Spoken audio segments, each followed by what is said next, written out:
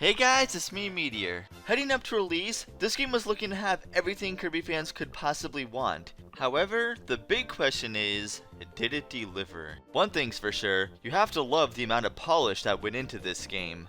The menus look clean, everything runs smoothly, you even have multiple control options. Enough about that though, let's move on to the game itself. When you first load up the game, you'll realize you have 3 options: Story Mode, and 2 mini-games. However, what's really disappointing is that these mini-games aren't like the ones from Triple Deluxe and Planet Robobot. These mini-games have about as much depth as Megaton Punch. One even has quick-time events like Megaton Punch, and the other is just chopping down trees. I suppose it doesn't really matter, I mean, most people just care about the story mode anyway. Story mode begins with an absolutely beautiful cutscene. I really wish you see more of these kinds of cutscenes throughout the entire game, but what can you do?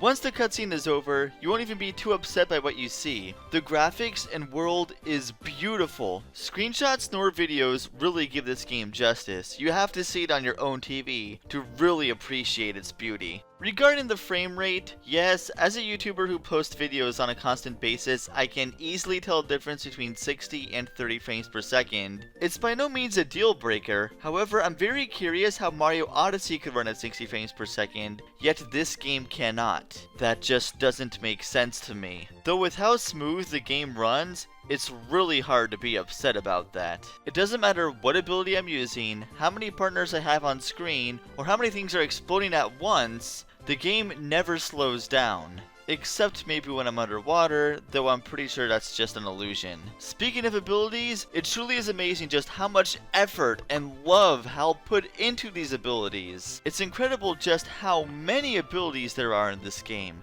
And they even brought back things like Yo-Yo. As far as combining abilities is concerned, it takes the same idea of what Squeak Squad did, but does it right.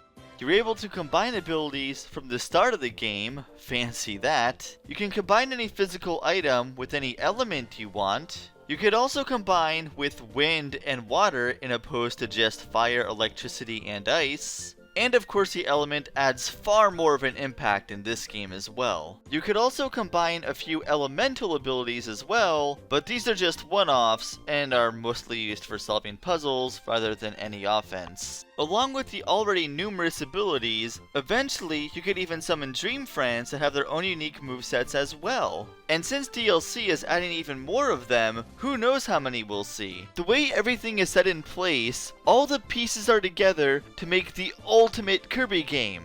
Unfortunately, quite a few things prevent it from being just that. First and foremost, the game is a complete cakewalk. Now granted, most Kirby games are easy, yes, but this game makes Planet Robobot look like Tropical Freeze. With how powerful these helpers are, you could literally just walk through a stage and let them do all the work. They will even solve puzzles for you before you get the chance to see what the puzzle even is. Even better, unlike Return to Dreamland, HP doesn't scale based on how many players you have on screen. The HP for the bosses is the exact same. Sure, you can play without helpers, but it honestly doesn't make the game that much harder. Not to mention, a lot of parts in the game require helpers. Even if you can skip past those parts, the level design itself is completely flat for most of the game. As if the game wasn't simplistic enough already, let's take a look at the puzzles. Past Kirby games had cool over-the-head items such as a cannon, invisibility crystal, lasers, or even a device that could control a robot on the other side of the screen.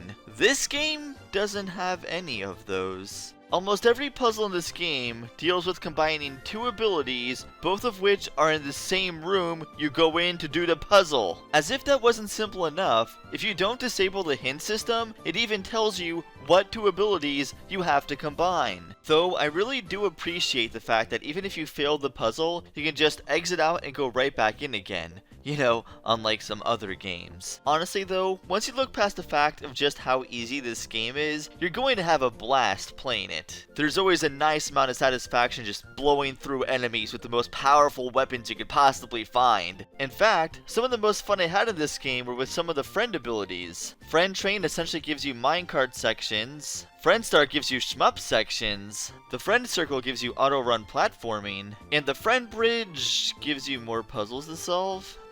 3 out of 4 ain't bad. There is also a ton of level variety, so you'll never get tired of seeing the same scenery over and over. Almost every level will feel completely fresh. Of course, the big question most Kirby fans would like to know regarding gameplay are the bosses. When I originally fought these bosses, something about them seemed off, but I couldn't quite figure out what. The models are good, the backdrops are good, the idea behind the attacks is good and different, so what is it? It wasn't until I practiced in the inevitable boss rush where I really figured out what it was. Never mind the fact that when you compare Wispy Woods of this game versus Flowery Woods and Clinky Woods, this one seems a little basic.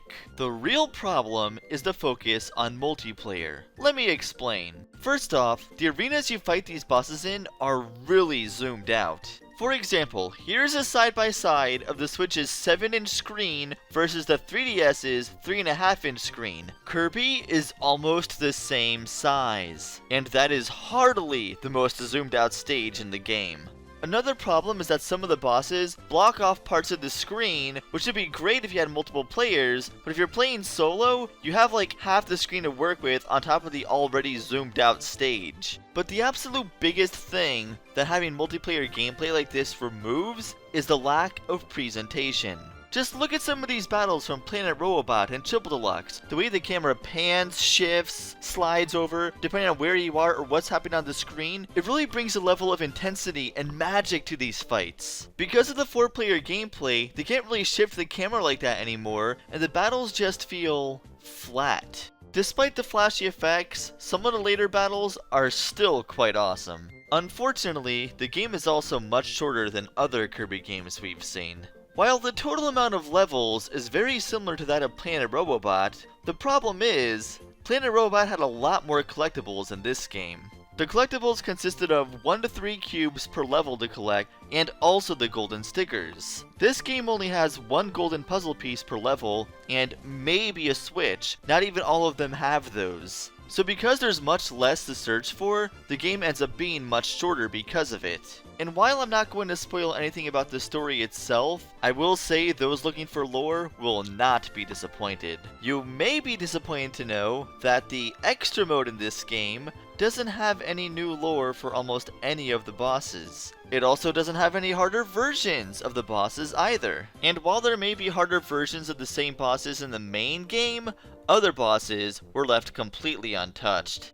Really, outside of the boss rush mode, there's not really much else to do. I mean, even Return to Dreamland had the ability challenges, this game doesn't even have that! At least the DLC gives us hope for stuff to be added in the future, so maybe they'll fix a lot of those issues. Just like the DLC in Battle Royale fixed all the issues with the online. Spoilers, it didn't. In terms of music, while some of the tracks in the game are really amazing, compared to what we've heard in some of the recent Kirby games, the music here is pretty forgettable. The soundtrack itself consists of far more remakes than original music.